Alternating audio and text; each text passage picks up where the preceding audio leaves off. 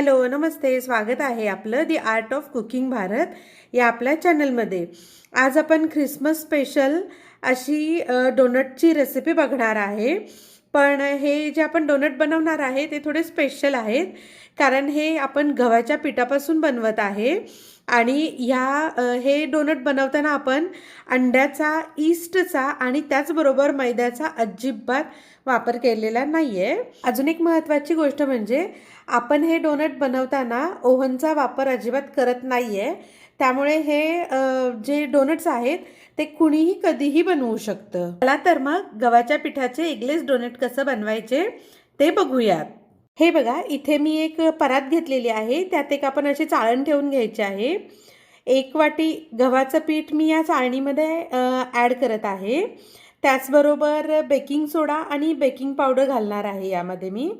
एक चिमूटभर आपण मीठ घालायचं आहे, गोडाचा पदार्थ आहे म्हणून. त्याचबरोबर ही मी पिठी साखर घरीच दळून घेतलेली आहे, तर ती पण आपण या गव्हाच्या पिठामध्येच ॲड करणार आहे. आता हे सगळं आपण व्यवस्थित चाळून घेऊयात. एकदा चाळून घेतल्याने जे पिठामध्ये आणि साखरेमधल्या गुठळ्या असतील त्या पूर्ण निघून जातील. आणि त्याचबरोबर पिठामध्ये आपल्या छान एरेशन होतं.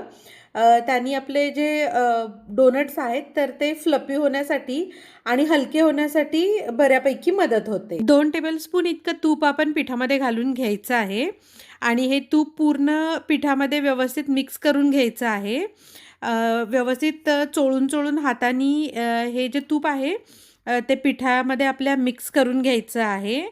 आणि जोपर्यंत याचा पूर्ण आपण मुठीमध्ये घेतल्यानंतर एक गोळा बनत नाही तोपर्यंत आपल्याला हे व्यवस्थित मिक्स करून घ्यायचं आहे. थोडंसं तूप मला कमी वाटतंय, त्यामुळे मी एक अर्धा चमचा इतकं तूप यामध्ये ॲड करणार आहे आणि हे परत मिक्स करून घेऊयात सगळं पिठामध्ये. आता बघूया आपण याचा गोळा बांधला जातोय का. तर हे बघा, मुठीमध्ये घेतल्यानंतर याला थोडं प्रेस केल्यावरती व्यवस्थित आपला गोळा बांधला जातो. याचाच अर्थ आपली डोनट बनवायची जी प्रोसेस आहे त्यातली पहिली स्टेप आहे ती व्यवस्थित झालेली आहे. हे बघा, इथे मी दही घेतलेलं आहे. तर पाणी किंवा दूध यापैकी कशाचाही वापर आपल्याला कणिक मळण्यासाठी करायचा नाही. आपलं जे डोनटचं पीठ आहे तर ते आपण पूर्ण दह्यामध्ये मळायचं आहे. मी इथे अर्धा कप इतकं आत्ता दही ॲड केलेलं आहे आपल्या पिठामध्ये आणि त्यांनी कणिक मळून घ्यायची आहे. गरज लागली तर यामध्ये आपण 1 ते 2 चमचा इतकं दही ॲड करून सॉफ्ट अशी कणिक मळून घ्यायची आहे. हे बघा, सॉफ्ट अशी मी कणिक मळून घेतलेली आहे. याला वरून थोडंसं आपण तुपाने ग्रीस करणार आहे.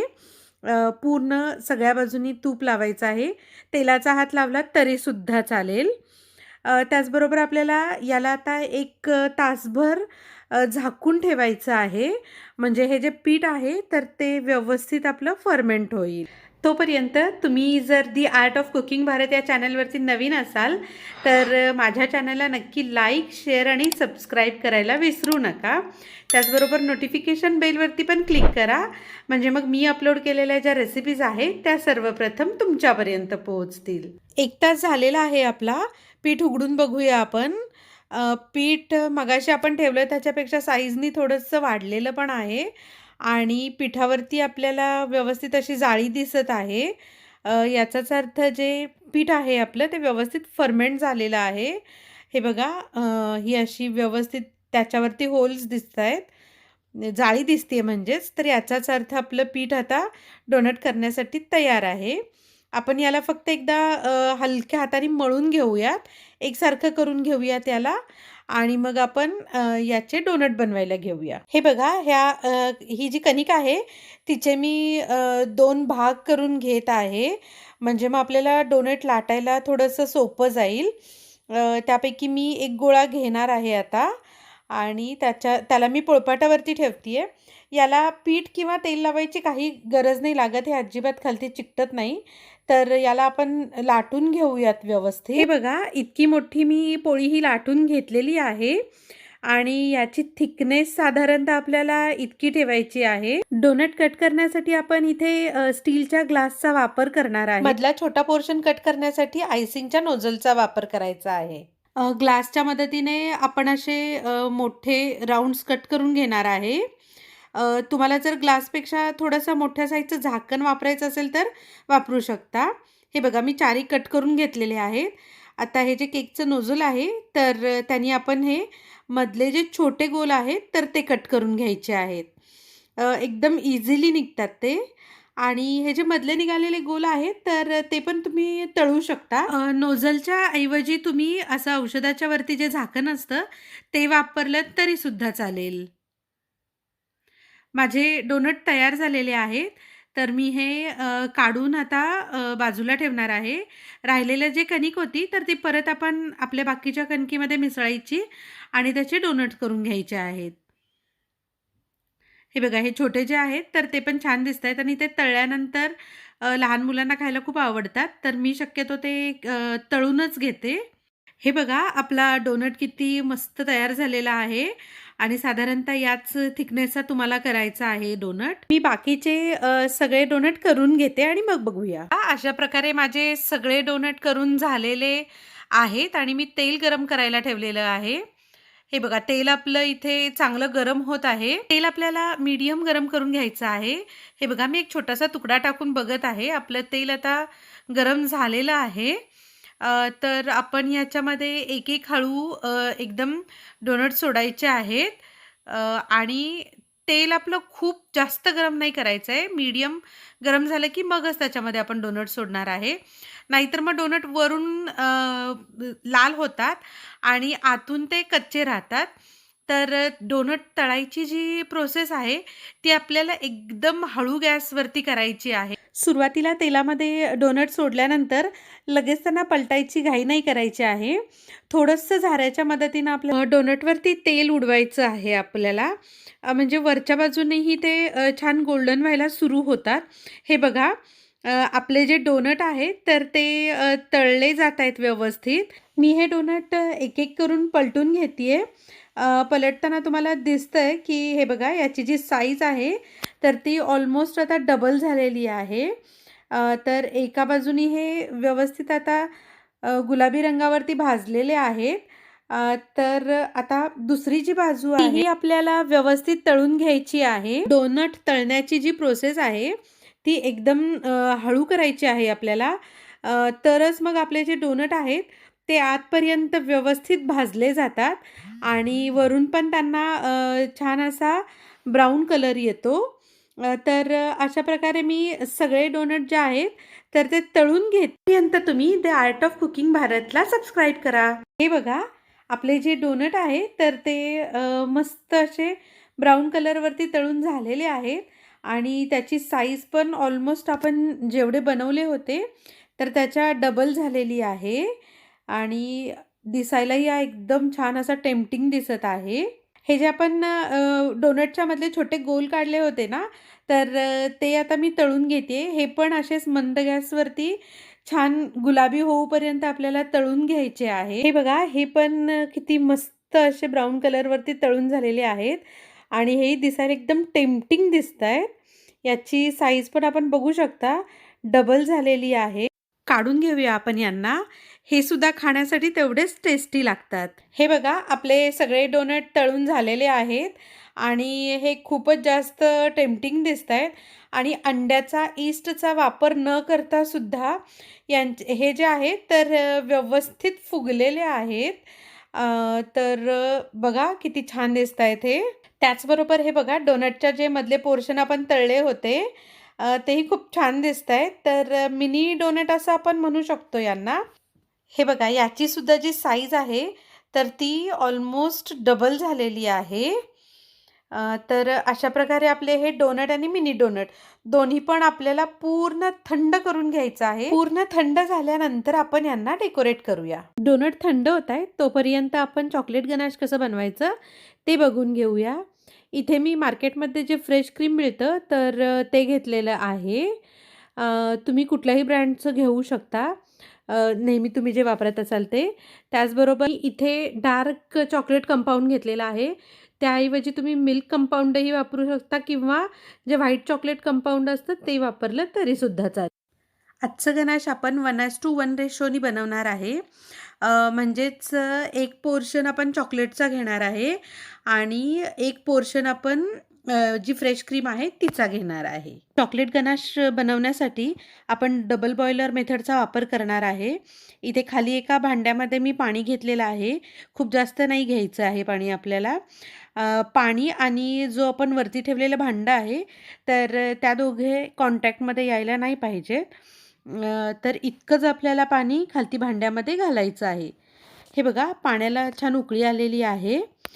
मी डार्क कंपाऊंड चॉकलेट घेतलं होतं, तर त्याचे एकदम बारीक असे तुकडे करून घेतलेले आहेत आणि ते जे खाली उकळणारं पाणी आहे त्याच्यावरती मी हा चॉकलेटचा बाऊल ठेवलेला आहे आणि बघू शकता तुम्ही चॉकलेट ऑलरेडी मेल्ट व्हायला सुरुवात झालेली आहे. एकदम हलकं-हलकं. पाण्याची जी वाफ तयार होते, तर त्या वाफेवरती आपल्याला हे चॉकलेट आहे ते मेल्ट करून घ्यायचं आहे. तर असंच मी मिक्स करत हे जे चॉकलेट आहे, आपल्याला चॉकलेट मेल्ट करून घ्यायचं आहे. सतत आपल्याला हलवत राहायचं आहे. नाहीतर मग जे चॉकलेट आहे ते ओव्हरकुक व्हायची शक्यता असते आणि चॉकलेट आणि त्यामध्ये जे ऑइलचा कंटेंट असतो, तर त्या दोन्ही गोष्टी सेपरेट होतात. तर हे बघा आपलं चॉकलेट जे आहे ते आता हलकंसं मेल्ट झालेलं आहे. आता आपण याच्यामध्ये फ्रेश क्रीम घालणार आहे.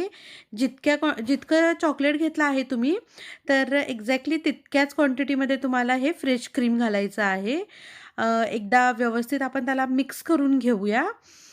मिक्स करून झाल्यानंतर आपण याला डबल बॉयलर जो आहे त्याच्यावरून खालती काढून घेणार आहे. क्रीम आणि जे चॉकलेट कंपाऊंड होतं ते व्यवस्थित मिक्स करून हे बघा किती छान आपलं गनाश तयार झालेलं आहे. अ, याची कन्सिस्टन्सी पण एकदम परफेक्ट आहे. असंच हवं आहे आपल्याला. तर याला आपण एक 10 मिनिटं झाकून ठेवणार आहे. म्हणजे यातली जी वाफ असेल, तर त्याच्यामध्ये चॉकलेटमधले जे पण काही छोटे चंक्स राहिले असतील, तर ते पण पूर्णपणे मेल्ट होतात. 10 मिनिट झालेले आहेत, तर उघडून बघूया आपण.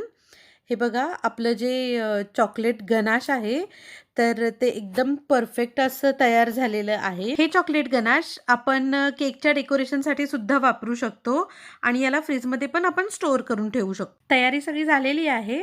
तर आता आपण जे डोनट आहेत, तर ते डेकोरेट करून घेऊ. त्याच्यासाठी मी इथे आपली तयार गनाश घेतलेली आहे, जी थंड झालेली आहे. मिक्स ड्रायफ्रूटची भरड घेतलेली आहे मी इथे. त्याचबरोबर डेकोरेशनची जी कलरफुल शेव आणि जे बॉल्स असतात सिल्वर, तर ते मी घेतलेले आहेत. ते मिक्स करून वापरूया. पिठी साखर घेतलेली आहे मी, ती पण आपण वापरणार आहे.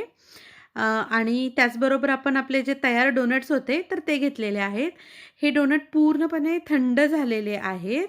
मी इथे चॉकलेट गनाश घेतलेला आहे आणि आपला जो डोनट आहे, तर त्याला आपण अर्ध्यापर्यंत चॉकलेट गनाशमध्ये डिप करायचं आहे आणि त्यानंतर उचलूया आपण आणि जे एक्स्ट्राचं चॉकलेट गनाश आहे, तर ते आपण थोडंसं काढायचा प्रयत्न करणार आहे आणि हळूच डोनटला आपण उचलणार आहे.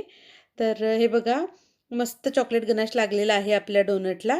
चॉकलेट गनाशची छान अशी एक थिक लेयर आपल्या डोनटला लागलेली आहे. तर असेच मी सगळ्या डोनटला हे चॉकलेट गनाश लावून घेत. ड्रायफ्रुट्सच्या भरडनी आपण डोनट डेकोरेट करूया. तर चॉकलेट गनाश लावलेला जो डोनट आहे तो घ्यायचा आहे आणि ड्रायफ्रुट्समध्ये त्याला डिप करायचं आहे. हे बघा किती छान दिसतायत सगळे ड्रायफ्रुट्स लागल्यानंतर आपल्या डोनटला. परत एकदा बघूया आपण प्रोसेस. तर चॉकलेट गनाश लावलेला जो डोनट आहे तो घ्यायचा आहे आणि ड्रायफ्रुट्सच्या भरडमध्ये त्याला आपण डीप करून घेणार आहे आणि तो आपण साईडला ठेवणार आहे. आता हे बघा ही कलरफुल शेव आणि जे सिल्वर बॉल्स आहेत, तर ते घ्यायचे आहेत. चॉकलेट लावलेला डोनट घेऊन आपण त्यांना सेम वे त्यामध्ये डिप करणार आहे. हे बघा किती गोड दिसतोय तो. परत आपण सेमच प्रोसेस रिपीट करणार आहे. चॉकलेट गनाश लावलेला डोनट परत एकदा आपण ह्या कलरफुल शेवेमध्ये आणि सिल्वर बॉलमध्ये डिप करायचं आहे. एकदम प्रोफेशनल दिसत आहेत हे. कुणीही म्हणणार नाही की हे जे डोनट आहेत, तर ते आपण बाहेरून विकत नाही आणलेले आहेत म्हणून. हे बघा 3 टाईपचे डोनट झालेत. एक चॉकलेट, ड्रायफ्रुट्स आणि जी कलरफुल शेव होती ते लावलेली. आता आपण पिठी साखर कशी लावायची आपल्या डोनटला ते बघणार आहे. याच्यासाठी आपण प्लेन डोनट घ्यायचा आहे, जो नुसता आपण फ्राय करून ठेवला होता आणि त्याला आपण ही जी पिठी साखर आहे, तर त्या पिठी साखरमध्ये डिप करणार आहे. एक्स्ट्राची पिठी साखर आपण काढून घ्यायची आहे. हे बघा अशा प्रकारे आपले 4 प्रकारचे डोनट तयार झालेले आहेत. तर तुम्ही मिक्स आणि मॅच करून अजून प्रकारेही हे जे डोनट आहेत तर ते डेकोरेट करू शकता. आपले डोनट तर तयार आहेत.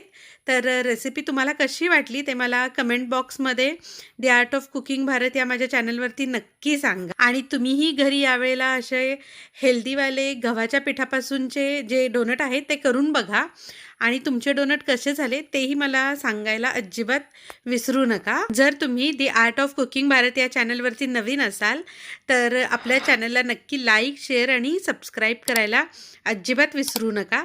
त्याचबरोबर नोटिफिकेशन बेलवरती पण क्लिक करा, म्हणजे मी अपलोड केलेल्या नवीन रेसिपी सर्वप्रथम तुमच्यापर्यंत पोहोचतील. तर अशाच एका छानशा रेसिपीबरोबर पुन्हा भेटूया. तोपर्यंत धन्यवाद.